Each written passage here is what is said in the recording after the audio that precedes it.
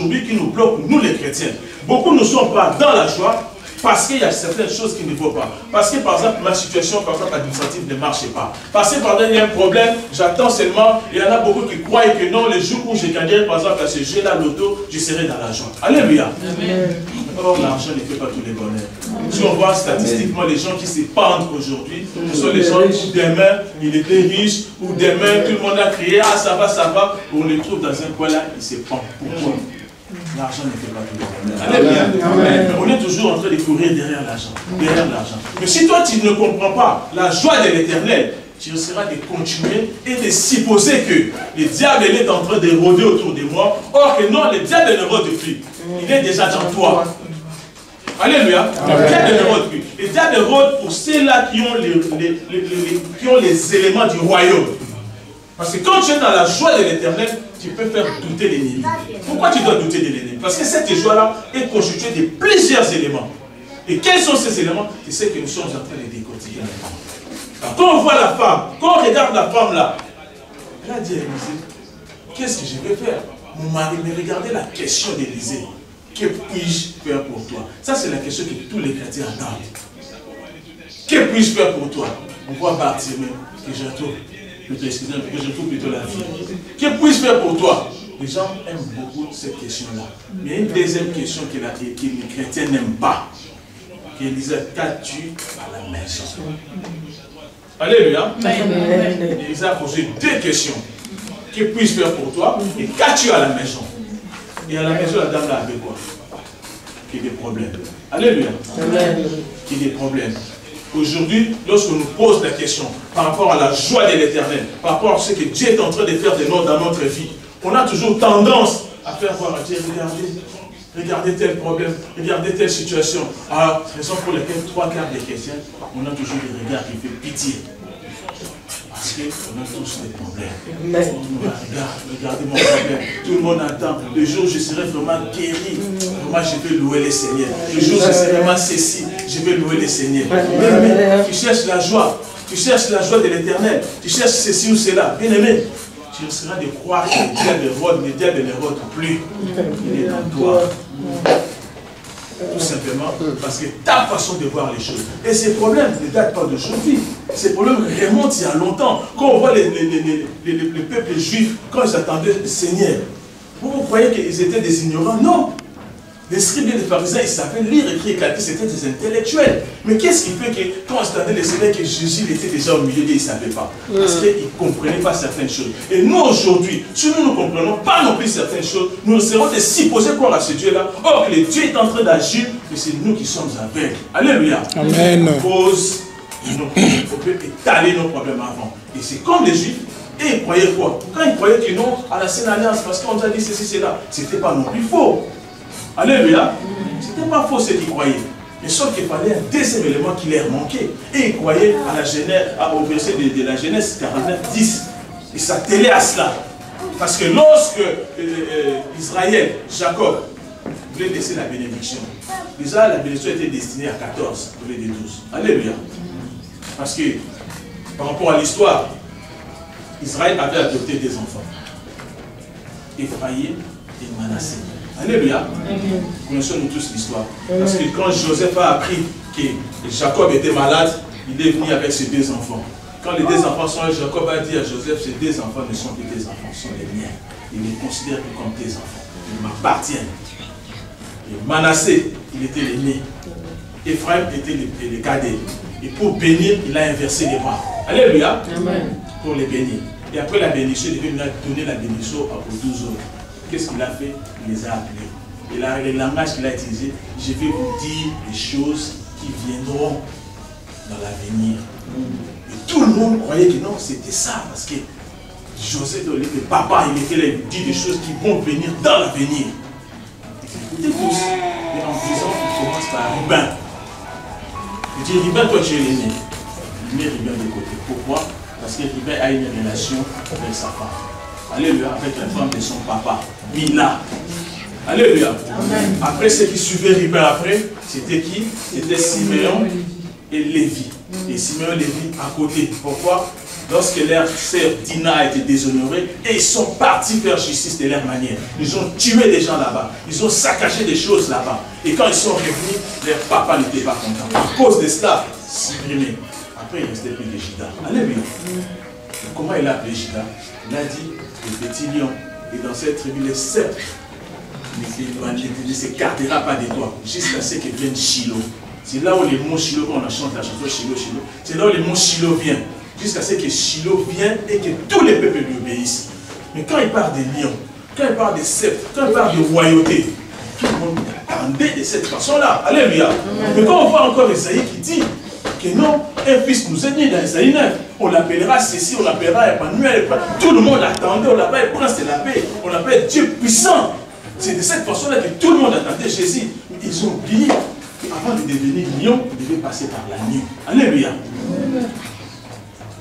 Et tout le monde les attendait comme ça, et personne ne les voyait. Personne ne les voyait. Il était déjà au milieu d'eux, personne ne les voyait, sauf Siméon. Pourquoi Siméon? Parce que Siméon, il était déjà averti par le Saint-Esprit qu'avant sa mort, il verra le Messie. Alléluia. Ça veut dire qu'en dehors des Écritures, il y a la révélation. Raison pour laquelle Pierre, après avoir écrit la lettre tue. C'est l'Esprit qui vérifie. Alléluia.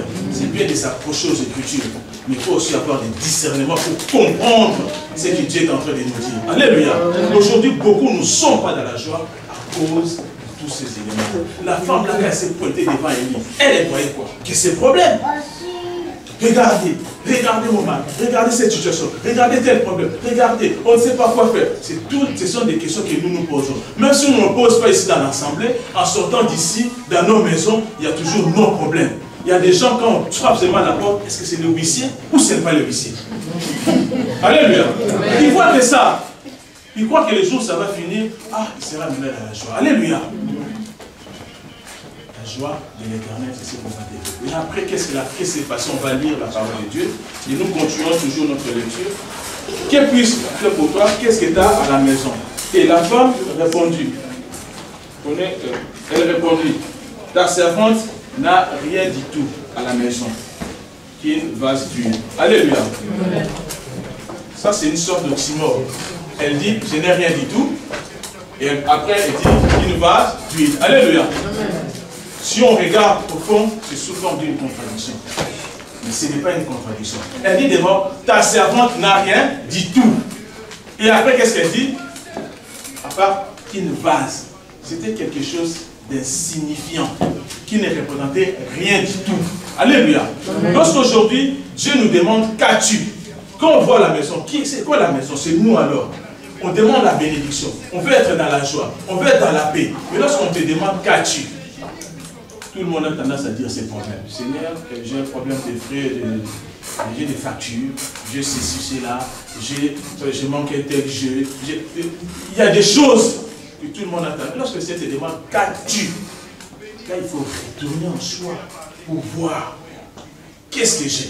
Tout le monde a quelque chose. Ce n'est pas en vain quand on parlait de Gédéon. Gédéon, il n'était pas du tout fort. Mais le Seigneur lui dit, va avec la force que tu as. Mais lui, il se disait quoi? Il n'avait pas de force.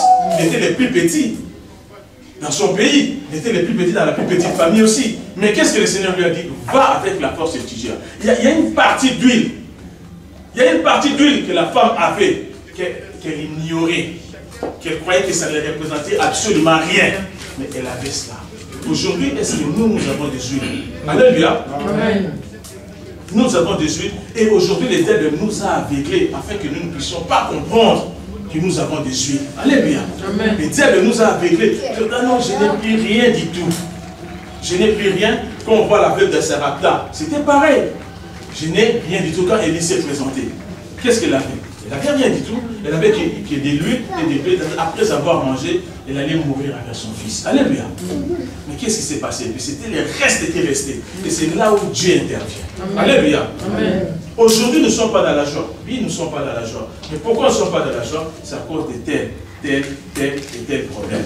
Mais pourquoi il y a tel problème? Est-ce que Dieu n'existe pas? Dieu existe. Dieu existe, oui, effectivement, il existe. Mais pourquoi tu as tes problèmes ne cessent de s'aggraver? Tout simplement parce que ta référence, ta façon de voir, tu as tendance toujours à faire montrer tes problèmes avant. Raison pour laquelle la Bible lui dit de chercher premièrement les royaumes de Dieu et la justice de Dieu. Et le reste, c'est après. Alléluia. Amen. Alléluia. Amen. Il faut continuer. Et qu'est-ce qu'Élie a dit à la femme? Élie a dit à la femme, va, demande au dehors des vases chez tes voisins, des vases vides, et ne demande pas un petit nombre. Quand tu seras rentré, tu fermeras la porte sur toi et sur tes enfants. Tu verseras dans tous les vases et tu mettras de côté ceux qui seront bien pleins. Alors elle les quittera. Alors elle les quitta. Elle ferma la porte sur elle et sur les enfants et lui présentait les vases.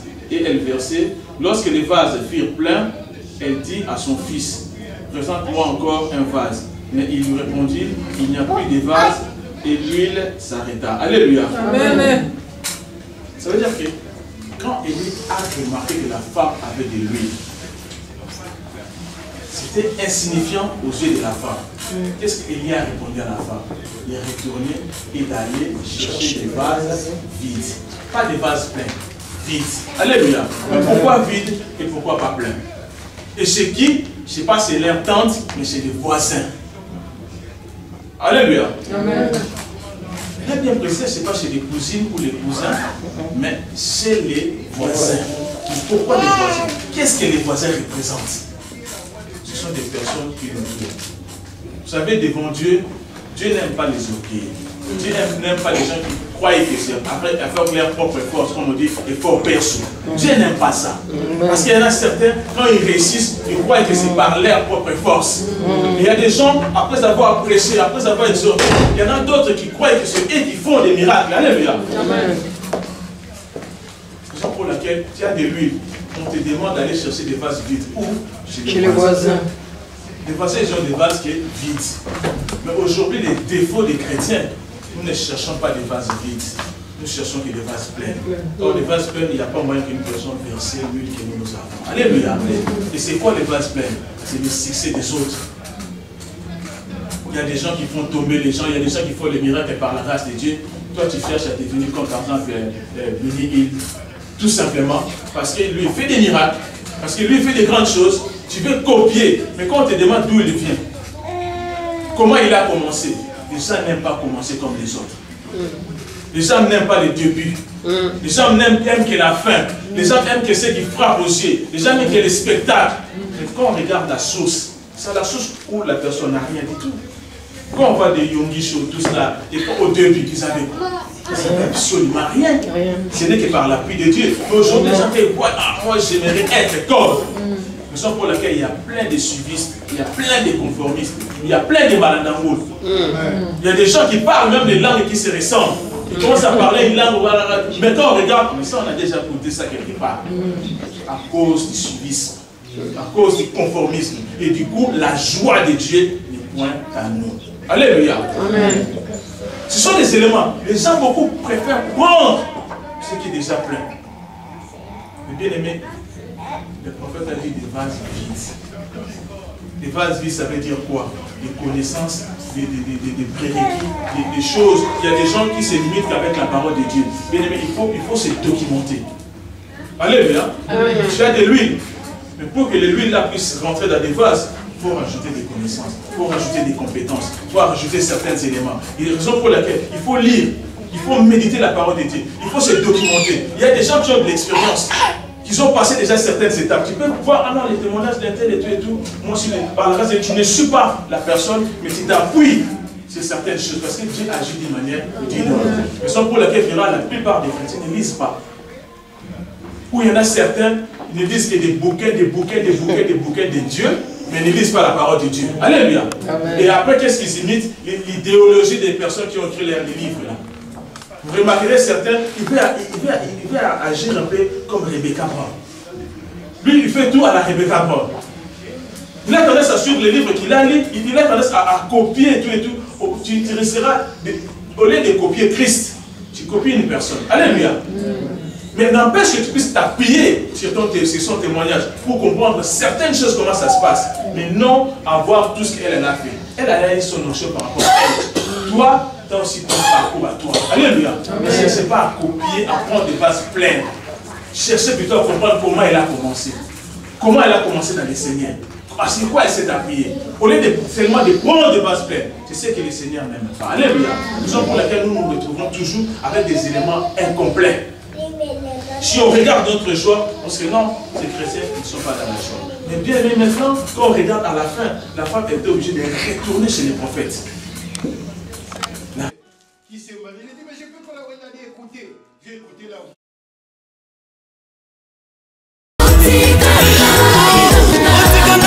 Nanganga lelo Nanganga mineyo lokola sonzo Molinga minangai Okonzi oyo asikola ngai Yende Yesu nangai